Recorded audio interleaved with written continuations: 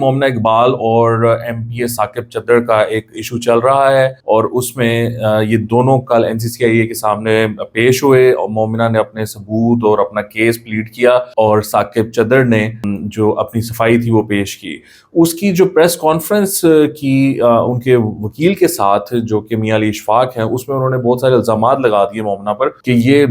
کروڑوں روپیہ، وہ کہہ رہے تھے 2 نہیں 3 نہیں 5 نہیں، اس سے ڈبل کروڑوں روپیہ یہ مومنہ اقبال لے چکی ہیں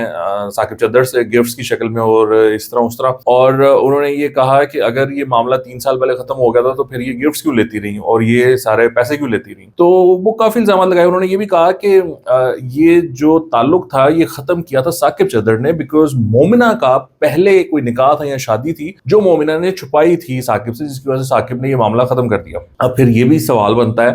کہ اگر ثاقب کو پتہ چل گیا تھا کہ اس کی شادی ہوئی ہے تو وہ پھر کیوں ملینز اس پہ خرچ کرتا رہا؟ تو یہ بھی سوال ہے۔ بہرحال یہ پریس کانفرنس کی ان لوگوں نے